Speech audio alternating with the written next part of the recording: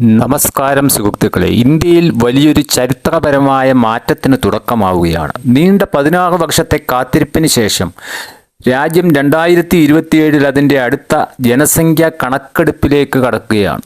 എന്നാൽ ഇത്തവണത്തെ സെൻസസ് പണ്ടത്തെ പോലെയല്ല. പേപ്പറും പേനയും മാറ്റി പൂർണ്ണമായും ഡിജിറ്റൽ യുഗത്തിലേക്ക് മാറുകയാണ് ഇന്ത്യയുടെ ചരിത്രത്തിലെ ആദ്യത്തെ ഡിജിറ്റൽ സെൻസസ്. നിങ്ങളുടെ മൊബൈൽ ഫോൺ ഉപയോഗിച്ച് സ്വന്തമായി വിവരങ്ങൾ രേഖപ്പെടുത്താൻ കഴിയുന്ന സെൽഫ് എന്യൂമറേഷൻ സംവിധാനം 1931 ശേഷം ഇന്ത്യയിൽ നടക്കുന്ന ജാതി സെൻസസ്, വീടുകളുടെ GPS ടാഗിംഗ് തുടങ്ങി നിരവധി സവിശേഷതകൾ ഇത്തവണത്തെ 2027 സെൻസസിനുണ്ട്. കേരളത്തിൽ ഇത് എന്നാണ് ആരംഭിക്കുന്നത്? എങ്ങനെയാണ് വീട്ടിലിരുന്ന് നമ്മൾ ഇത് ചെയ്യേണ്ടത്? ഇതിൽ ചോദിക്കുന്ന 33 ചോദ്യങ്ങൾ എന്തൊക്കെയാണ്? ഇതിനെക്കുറിച്ചുള്ള കൃത്യമായ വിവരങ്ങൾ ഒട്ടും വിട്ടുപോകാതെ അറിയാൻ ഈ വീഡിയോ മുഴുവനായി കാണുക. ചാനൽ സബ്സ്ക്രൈബ് ചെയ്യാനും മറക്കരുത്. 10 വർഷം കൂടുമ്പോൾ കുറച്ച് ഉദ്യോഗസ്ഥർ പേനയും ഡയറിയും ഒക്കെയായി നമ്മുടെ വീട്ടിൽ വരും. എന്നിട്ട് വീട്ടിൽ എത്ര പേരുണ്ട്, റേഡിയോ ഉണ്ടോ, TV ഉണ്ടോ, കാറുണ്ടോ എന്നൊക്കെ ചോദിച്ചെഴുതിയെടുക്കും. അതെ, ഞാൻ പറഞ്ഞു വരുന്നത് നമ്മൾ മലയാളികൾ കാനേഷുമാരി എന്ന് വിളിക്കുന്ന നമ്മുടെ സെൻസസിനെ കുറിച്ചാണ്. നമ്മുടേത് ഇപ്പോൾ ഡിജിറ്റൽ ഇന്ത്യയാണ്. അതുകൊണ്ട് തന്നെ ഇന്ത്യയിലെ ആദ്യത്തെ സമ്പൂർണ്ണ ഡിജിറ്റൽ സെൻസസിന് തുടക്കമാവുകയാണ്. ഇനി ഓഫീസർമാർ വന്ന് ചോദിക്കുന്നത് വരെ നമ്മൾ കാത്തിരിക്കേണ്ട ആവശ്യമൊന്നുമില്ല.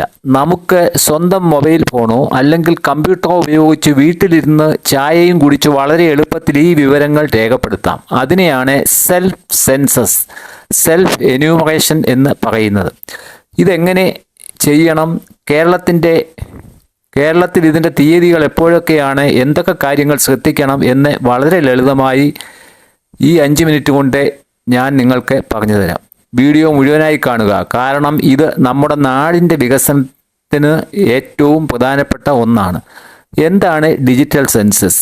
കേരളത്തിലെ ഡിജിറ്റൽ സെൻസസിൻ്റെ തീയതികൾ എന്നാണ്.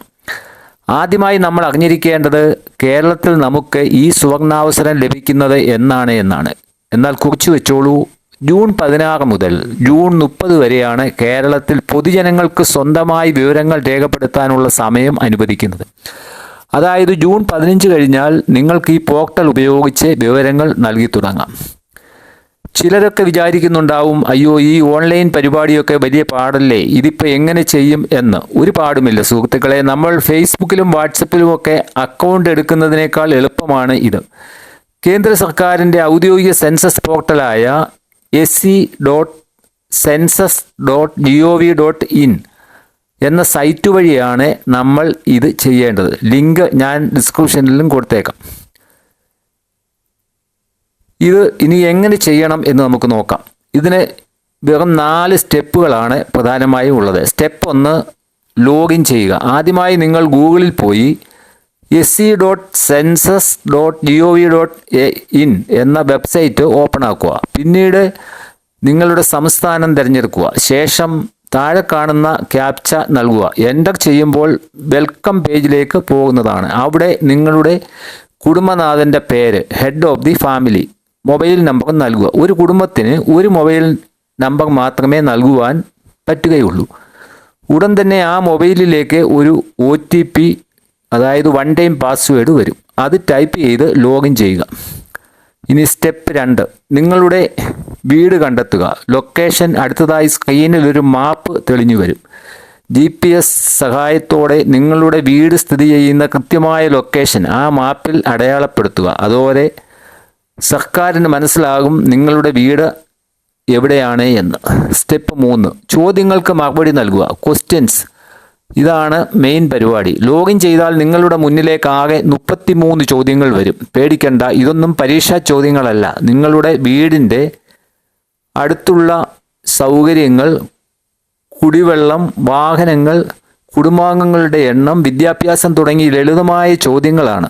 ഏറ്റവും വലിയ പ്രത്യേകത എന്താണെന്നോ? ഇംഗ്ലീഷ് അറിയില്ല എന്ന് പറഞ്ഞ് ആരും വിഷമിക്കേണ്ട. മലയാളം ഉൾപ്പെടെ 16 ഭാഷകളിൽ ഈ ചോദ്യങ്ങൾ ലഭ്യമാണ്. സുഖമായി മലയാളം സെലക്ട് ചെയ്ത് വായിച്ചു നോക്കി മറുപടി നൽകാവുന്നതാണ്. സ്റ്റെപ്പ് 4, സബ്മിറ്റ് ചെയ്യുക. അതോടുകൂടി നിങ്ങൾക്ക് ഒരു ID-യും ലഭിക്കുന്നതാണ്. ഓരോ ചോദ്യത്തിനും മറുപടി നൽകിയതിനു ശേഷം എഴുതിയത് ഒന്നുകൂടി വായിച്ചു നോക്കുക. ശരിയാണെന്ന് ഉറപ്പുവരുത്തുക. എന്നിട്ട് താഴെയുള്ള സബ്മിറ്റ് ബട്ടൺ അമർത്തുക.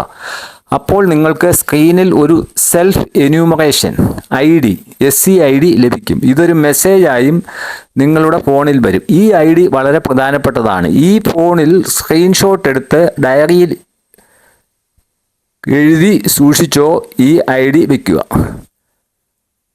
ഇനി സെൻസസിൽ ചോദിക്കുന്ന 33 ചോദ്യങ്ങൾ എന്തൊക്കെയെന്ന് നമുക്ക് നോക്കാം. രണ്ട് ഘട്ടങ്ങളായിട്ടാണ് സെൻസസ് നടക്കുന്നത്. ആദ്യഘട്ടമായ ഹൗസ് ലിസ്റ്റിങ്ങും ഭവന സെൻസസിലും ചോദിക്കുന്ന പ്രധാനപ്പെട്ട 33 ചോദ്യങ്ങൾ. ആദ്യമായി ചോദിക്കുന്നത് കെട്ടിട നമ്പർ, രണ്ടാമത് ഈ വീടിൻ്റെ സെൻസസിൻ്റെ നമ്പർ, ഹൗസ് നമ്പർ, മൂന്നാമതായി സെൻസസ് വീടിൻ്റെ തറ, ചുവര്, മേൽക്കൂര നിർമ്മിക്കാൻ ഉപയോഗിച്ച വസ്തുക്കൾ, നാലാമതായി സെൻസസ് വീടിൻ്റെ ഉപയോഗം, താമസ സ്ഥലം, സ്ഥാപനം തുടങ്ങിയവ, അഞ്ചാമതായി വീടിൻ്റെ അവസ്ഥ, നല്ലത്, തരക്കേടില്ലാത്തത്, ജീർണിച്ചത്, ഈ രീതിയിൽ ആയിരിക്കും.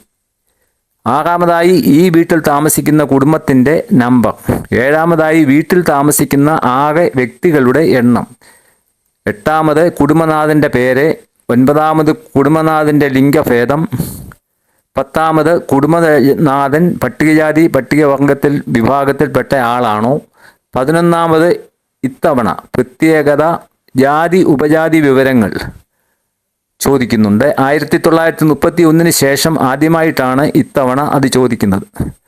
12ാമത് വീടിൻ്റെ ഉടമസ്ഥാവകാശം, വാടക വീടാണോ സ്വന്തമാണോ.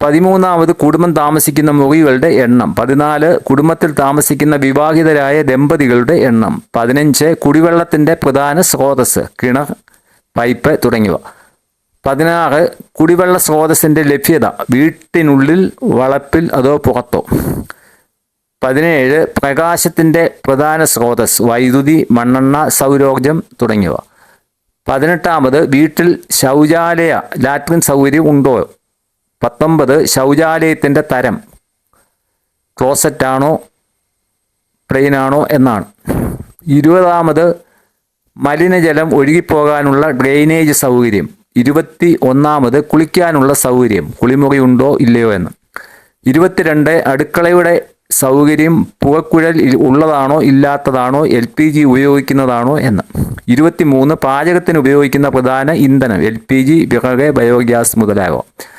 24 റേഡിയോ അല്ലെങ്കിൽ ട്രാൻസിസ്റ്റർ ഉണ്ടോ എന്ന്, 25 ടെലിവിഷൻ ഉണ്ടോ, 26 ഇൻ്റർനെറ്റ് സൗകര്യം ഉണ്ടോ, 27 ലാപ്ടോപ്പ് അല്ലെങ്കിൽ കമ്പ്യൂട്ടർ ഉണ്ടോ, 28 ടെലിഫോൺ അല്ലെങ്കിൽ സ്മാർട്ട് ഫോൺ ഉണ്ടോ, 29 സൈക്കിൾ ഉണ്ടോ, 30 സ്കൂട്ടർ, മോട്ടോർ സൈക്കിൾ എന്നിവ ഉണ്ടോ, 31 കാറ്, ജീപ്പ് മുതലായവ വാൻ ഉണ്ടോ എന്ന്, 32 കുടുംബാംഗങ്ങൾ ആരെങ്കിലും ബാങ്ക് അക്കൗണ്ട് ഉപയോഗിക്കുന്നുണ്ടോ, 33 മൊബൈൽ ആപ്പ് വഴിയുള്ള എണ്ണലിനായി വീടിൻ്റെ GPS കോർഡിനേറ്ററുകൾ. ഈ 33 ചോദ്യങ്ങളാണ് ഇതിൽ പ്രധാനമായും ചോദിക്കുന്നത്. ഇത്തവണ സെൻസസിൻ്റെ ഏറ്റവും വലിയ പ്രത്യേകത പൊതുജനങ്ങൾക്ക് സ്വന്തമായി വിവരങ്ങൾ ഓൺലൈനായി രേഖപ്പെടുത്താമെന്നുള്ളതാണ്. ഇതിനെയാണ് സെൽഫ് എന്യൂമറേഷൻ എന്ന് വിളിക്കുന്നത്. ഇനി നമ്മൾ ശ്രദ്ധിക്കേണ്ട ഏറ്റവും പ്രധാനപ്പെട്ട കാര്യമുണ്ട്. ഞാൻ ഓൺലൈനിൽ വിവരങ്ങളൊക്കെ കൊടുത്തു, ഇനി എനിക്ക് സെൻസസുമായി ഒരു ബന്ധവുമില്ല എന്ന് കരുതി ആരും മാറി ഇരിക്കരുത്. നിങ്ങൾ ഓൺലൈനായി വിവരങ്ങൾ സമർപ്പിച്ചു കഴിഞ്ഞാലും ജൂലൈ 1 മുതൽ ജൂലൈ 30 വരെയുള്ള കാലയളവിൽ സെൻസസ് ഉദ്യോഗസ്ഥർ നിങ്ങളുടെ വീടുകൾ സന്ദർശിക്കും. അത് നിർബന്ധമാണ്. ആ സമയത്ത് നമ്മൾ ചെയ്യേണ്ടത് എന്താണെന്ന് വെച്ചാൽ, ഓൺലൈൻ വഴി നമ്മൾ കൊടുത്ത വിവരങ്ങൾ നൽകി കഴിഞ്ഞതിന് ശേഷം നമുക്ക് സെൽഫ് എന്യൂമറേഷൻ ID ഒരു നമ്പർ കിട്ടും. ആ നമ്പർ അവർക്ക് കൈമാറണം. അത് നിങ്ങൾ സൂക്ഷിച്ചു വെക്കണം. അവർ ID അവരുടെ സിസ്റ്റത്തിൽ അടിച്ച് വേരിഫൈ ചെയ്യും. അപ്പോൾ നിങ്ങൾ നൽകിയ വിവരങ്ങൾ കൃത്യമാണോ എന്ന് ഉറപ്പുവരുത്തും. അതിലെന്തെങ്കിലും മാറ്റം വരുത്താനുണ്ടെങ്കിൽ അപ്പോൾ മാറ്റാവുന്നതാണ്. അവർ ആ വേരിഫിക്കേഷൻ പൂർത്തിയായാൽ മാത്രമേ നിങ്ങളുടെ സെൻസസ് പ്രക്രിയ 100% വിജയകരമായി പൂർണ്ണമാകൂ. അതുകൊണ്ട് ഈ ID നമ്പർ കളഞ്ഞു പോകാതെ സൂക്ഷിക്കുക. അപ്പോൾ പണ്ട് ഉദ്യോഗസ്ഥർ വീട്ടിൽ വന്ന് മണിക്കൂറുകളോളം ഇരുന്ന് ചോദിച്ചിരുന്ന കാര്യങ്ങൾ ഇനി നമുക്ക് നമ്മുടെ വിരൽത്തുമ്പിൽ ഒതുക്കാം. നമ്മുടെ സമയവും ലാഭിക്കാം. സർക്കാരിൻ്റെ ജോലിയും എളുപ്പമാക്കാം. ഒരു കാര്യം ഓർക്കുക, ജൂൺ 16 മുതൽ ജൂൺ 30 വരെയാണ് സെൽഫ് എന്യൂമറേഷൻ ചെയ്യാനുള്ള കേരളത്തിൽ ഇതിനുള്ള സമയം. ഈ തീയതി മറന്നു പോകരുത്. ഈ ഇൻഫർമേഷൻ നിങ്ങളിൽ മാത്രം ഒതുക്കരുത്. നിങ്ങളുടെ സുഹൃത്തുക്കൾക്കും കുടുംബാംഗങ്ങൾക്കും വാട്സപ്പ് ഗ്രൂപ്പുകളിലേക്കും ഇപ്പോൾ തന്നെ ഷെയർ ചെയ്യുക. എല്ലാവരും ഡിജിറ്റൽ സെൻസസിൻ്റെ ഭാഗം ആകട്ടെ. വീഡിയോ ഇഷ്ടപ്പെട്ടെങ്കിൽ തീർച്ചയായും ലൈക്ക് ചെയ്യുക. ഇത്തരം പ്രധാനപ്പെട്ട അറിവുകൾ ഇനിയും ലഭിക്കാൻ ചാനൽ സബ്സ്ക്രൈബ് ചെയ്യാനും ബെല്ലൈക്കൺ അമർത്താനും മറക്കരുത്. നിങ്ങളുടെ അഭിപ്രായങ്ങളും സംശയങ്ങളും താഴെ കമൻറ്റ് ചെയ്യുക. മറ്റ് നല്ലൊരു വീഡിയോയുമായി വീണ്ടും കാണാം. നന്ദി, നമസ്കാരം.